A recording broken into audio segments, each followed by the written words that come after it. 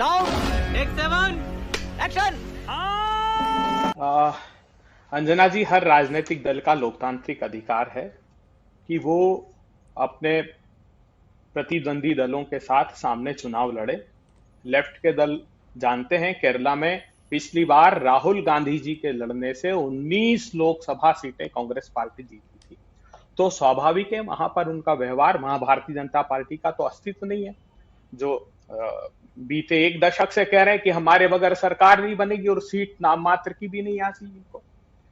बात में गंभीर आरोप लगाना चाहता हूं, देश के गृह मंत्री जी, ये भारतवर्ष के साथ छद्म खेल खेलना बंद कर दीजिए। क्यों कहा कि आग लगाना चाहती भारतीय जनता पार्टी में, उसके प्रमाण देता हूं। कितनी शर्मनाक बात है कि जिसको आपने आतंकी संगठन घोषित किया, ये प्रचारित किया कि देश के हमारे प्रधानमंत्री जी की जो संगठन हत्या करना चाहता है, गृह मंत्री जी उसके राजनीतिक दल पर, उसकी राजनीतिक जो संबद्धता जिस दल की है, पीएफआई के एसडीपीआई, उस पर प्रतिबंध क्यों नहीं लगाया आपने? आप बोल देश को किस आतंकवाद की आग में आप झोंकना चाहते हैं, बताइए। दावत इस्लामी नाम का भी एक संगठन था जिसकी 1000 दान पात्र निकले थे अहमदाबाद में, जब कन्हैया लाल जी की हत्या, जो तथाकथित आपका कार्यकर्ता था रियाज अटारी, उसकी जब हत्या हुई और ये तलाश की गई तो पता लगा कि 1000 दान पात्र हैं। अहमदाबाद एनआईए नहीं भेजी, क्यों? क्योंकि वहां आपकी बदनामी हो जाती। किस आतंकवाद की आग में झोंकना चाहते हैं, जब सैफुल्लाह फारूक जैसे दुर्दांत आतंकवादी को आपके विशेष प्रश्रय से टिकट दिया जाता है जम्मू कश्मीर में, जब तालिब हुसैन आपके मंच पर आतंकवादी खड़ा रहता है गृह मंत्री जी, जब तारिक अहमद मीर नाम के आतंकवादी को आप टिकट देते हैं, तब देश के साथ क्या खेल खेलना चाहते हैं? ये तुम्हें शर्म है? कुछ शर्म आया है? दुष्प्रचार करते हैं। मैं चुनौती देता हूं, वायनाड में 50% आबादी हिंदुओं की, और मैं नहीं मानता हिंदू, मुस्लिम, सिख, ईसाई सभी लोगों को जब हमने वोट का अधिकार दिया है तो वो भारतवर्ष के नागरिक हैं। द्वेष की भावना रखते हैं, इसीलिए तो राहुल गांधी ने कहा था भारतीय जनता पार्टी के लिए कि दक्षिण के दरवाजे से भारतीय जनता पार्टी को बाहर ही इसलिए किया गया कि वो उन्माद की राजनीति करती, वो सांप्रदायिक ध्रुवीकरण की राजनीति करती। ये इसलिए नकाब डालना चाहते हैं। तो आप कह रहे हैं कि उत्तर भारत में सांप्रदायिकता चलता है? आपने गोद ली एक बार अंजना जी। आप ये कह रहे हैं कि उत्तर भारत के लोगों में विवेक नहीं है, यहाँ सांप्रदायिकता चलती है, इसीलिए दक्षिण से अलग हुए क्योंकि सांप्रदायिकता वहां नहीं चलता। उत्तर भारत में भारतीय जनता पार्टी नहीं, भारतीय जनता पार्टी, अंजना जी मेरे मुंह में मत बात डालिए। मैंने क्या कहा है वो एक बार फिर से रिकॉर्ड सुनिएगा। भारतीय जनता पार्टी में विवेक नहीं है, भारतीय जनता पार्टी यहाँ के नागरिक नहीं करते। मैं फिर कहता हूं चुनौतीपूर्ण तरीके से कि इस बार उत्तर भारत के प्रांत से भी भारतीय जनता पार्टी को बाहर किया जाएगा। मैं सही पकड़े हैं। फिर आखिरी 2 बातें करना चाहता हूं। प्रधानमंत्री जी, मैं अंजना जी आमंत्रित करता हूं आपको, सारी व्यवस्था मैं करूंगा। प्रधानमंत्री आदर्श ग्राम जो गोद लिए 8 गांव, वहां पर एक बार जाने की कोशिश कीजिए, चाहे वो डेमरी हो चाहे जयापुरा। वहां पत्रकारों ने अभी वहां का इंस्पेक्शन किया है। मैं नाम भी बता देता हूं, सृष्टि जायसवाल नाम की पत्रकार ने उन गांवों का दौरा किया है। आप जानकर हतप्रभ रह जाएंगी। प्लास्टिक की थैलियां लगा कर जीवन यापन कर रहे हैं। टॉयलेट बनाए प्रतीकात्मक रूप से, लेकिन वहां दरवाजे नहीं दिए। वो कोई टॉयलेट यूज नहीं होते, नलों में पानी नहीं है, नल लगाए कुछ गिनती के 2-4, लेकिन उनमें पानी नहीं आता है।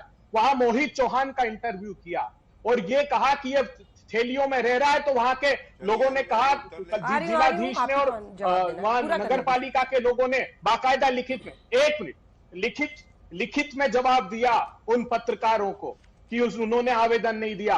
तो उसकी पत्नी है बरखा देवी, उसने 5 बार के आवेदनों की अपनी प्रतियां प्रस्तुत की है। और ये जो बात कर रहे हैं अभी स्मृति जी का कि ये कामदार का वीडियो सुनिए आप। प्लास्टिक वेस्ट प्लांट के अंदर है, बिजली नहीं पहुंची है। ये प्लास्टिक एकमात्र काम किया, प्लास्टिक वेस्ट मैनेजमेंट का प्लांट लगाऊंगी। वो प्लास्टिक वेस्ट मैनेजमेंट वहां लिखा हुआ है, जब से बनाया एक छोटा सा मकान नुमा, उसमें आज तक बिजली का कनेक्शन नहीं दिया।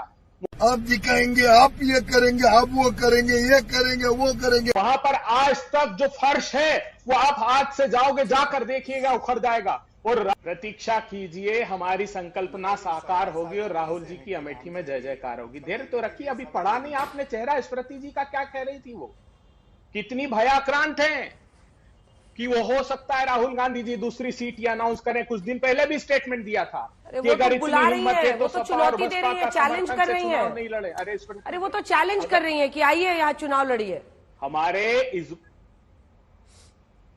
एक बार जाइए अमेठी, हमारा छोटा कार्यकर्ता परास्त कर देगा। कोई काम नहीं किया, एकमात्र काम किया है हवेली बनाई, बड़े बड़े फानूस और बड़े बड़े लॉन की हवेली का निर्माण किया। बस ना गरीबों के घर बने, ना पीने के लिए पानी दिया उनको। प्रधानमंत्री तक ने अपने संसदीय क्षेत्र में नहीं दिया। क्योंटो दो बड़ी बातें मैं कहना चाहता हूं आपके सामने। एनआईए ने prevention of unlawful activity act, जो कि अधीन होता है देश के गृह मंत्री के, मैं बहुत जिम्मेदारी से ये बात कहता हूं, अगर कोई संस्था आतंकवादी है, उसका राजनीतिक संगठन है, तो इससे ज्यादा गैर जिम्मेदाराना और बेशर्मी भरी बात हो सकती है कि देश की सरकार ये कहे कि इलेक्शन कमीशन ऑफ इंडिया प्रतिबंध लगाएगा। अरे अगर आतंकी संगठन है तो आपको आपकी prevention of unlawful activity act, जिसमें आपने पीएफआई पर प्रतिबंध लगाया, इस पर प्रतिबंध लगाना चाहिए। चुनाव आयोग का कोई सरोकार नहीं। आज कहे देश के गृह मंत्री कि हम एसडीपीआई पर प्रतिबंध, क्षमा मांगे एक तो कि पीएफआई पर लगाया, एसडीपीआई पर इसलिए नहीं लगाया कि सत्ता की भूख मिटाना चाहते हम, दूसरे राजनीतिक दलों को बदनाम करना चाहते हैं। ये स्टोरी भी छपी है अंजना जी, आप गूगल कीजिएगा कि कर्नाटका के स्थानीय निकाय चुनाव में भारतीय जनता पार्टी ने एसडीपीआई का समर्थन लेकर वहां पर अपना अध्यक्ष बनाया है। आप ये चुनाव के बाद की बात बता रहा हूं मैं आपको, ये आप गूगल करके देख लीजिएगा। इतना छोटा पहले कभी नहीं हुआ होगा। और जिम्मेदारी से कह रहा हूं कि इससे ज्यादा गैर जिम्मेदाराना बात किसी देश के गृह मंत्री ने नहीं की, जो आज भारतीय जनता पार्टी कह रही। क्या बात करते हैं आप?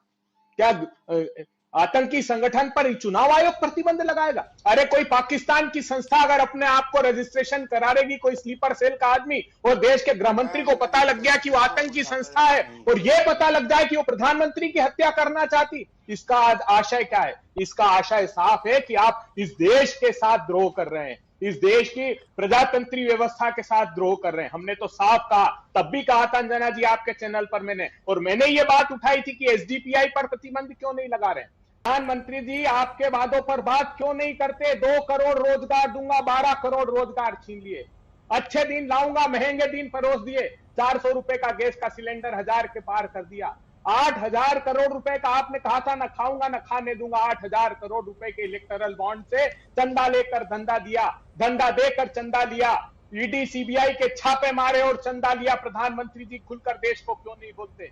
प्रधानमंत्री जी आप बोलिए, बेटी बचाओ बेटी पढ़ाओ के नाम पर इस देश की बेटियों को सड़कों पर तिल तिल कर तड़पा तड़पा कर क्यों मारा? गोल्ड मेडलिस्ट बेटियों को जवाब दीजिए। पंडित अभय दुबे प्रश्न कर रहा है आज तक के माध्यम से। प्रधानमंत्री जी, जनता माफ नहीं करेगी जी। पहले भी मैंने आपके शो में बताया था कि 2004 में भी हमारा लेफ्ट से गठबंधन था, लेकिन हमारा उनसे केरला में, वेस्ट बंगाल में, त्रिपुरा में गठबंधन नहीं हुआ था जहां वो सत्ता में थे। आंध्र प्रदेश में उन्होंने गठबंधन किया था, तब हम लड़े थे, यहां आमने सामने लड़े थे उस समय। लेकिन एक पोस्टपोल अलायंस भी होता है। हम 335 सीटों का पोस्टपोल अलायंस हमने किया था 2004 में भी। अब मैं प्रामाणिक जवाब देता हूं। इन्होंने कहा कि उत्तर प्रदेश के लड़के नशा, तो क्यों कहा राहुल गांधी जी ने जानते हैं आप? क्योंकि भारतीय जनता पार्टी के कार्यकर्ताओं पर आरोप है बीएचयू में कि नशे में धुत होकर उन्होंने सामूहिक बलात्कार किया हमारी देश की बिटिया के साथ, और उसके बाद दूसरे प्रांतों में भारतीय जनता पार्टी का चुनाव प्रचार करते रहे। पकड़ा नहीं आपकी सत्ता की सरपरस्ती में, तब राहुल गांधी जी को यह कहने के लिए बाध्य होना पड़ा। राहुल गांधी जी क्या कह रहे हैं जो आपको तकलीफ है, जानते हैं आप? राहुल गांधी जी कह रहे हैं कि पहली नौकरी पक्की। जब इंटरनेशनल ऑर्गेनाइजेशन, लेबर ऑर्गेनाइजेशन की रिपोर्ट बताती है कि 84% युवाओं के पास काम नहीं है, और उसमें भी जिन 6 प्रांतों में भीषणतम परिस्थितियां हैं, उसमें भारतीय जनता पार्टी शासित और हमारे प्रधानमंत्री जी जिस प्रांत से आते हैं, उत्तर प्रदेश, उसका जिक्र सबसे पहले नंबर पर है गौरव भाटिया जी। फिर राहुल गांधी जी, वाह मोदी जी, वाह वाह, कहते हैं मजदूरों का हक। इसका अर्थ क्या है? मनरेगा में 400 रुपए। कितनी शर्मनाक बात है। प्रधानमंत्री जी जिस उत्तर प्रदेश प्रांत से आते हैं, वहां मनरेगा की मजदूरी 7 रुपए बढ़ाई, सिर्फ 230 रुपए देते हैं आप, और 7 रुपए 237 रुपए कर दिए, जबकि पार्लियामेंट्री कमेटी ने ये रिपोर्ट सबमिट की थी कि इतनी महंगाई के समय में कम से कम 375 रुपीज करिए। राहुल गांधी जी ने वादा किया है कि हम 400 रुपए देंगे। राहुल गांधी जी ने कहा है कि जो गरीब परिवारों की बेटियां हैं उनको 1 लाख रुपए सालाना कांग्रेस पार्टी की सरकार बनते ही देंगे। जितनी आबादी उतना हक।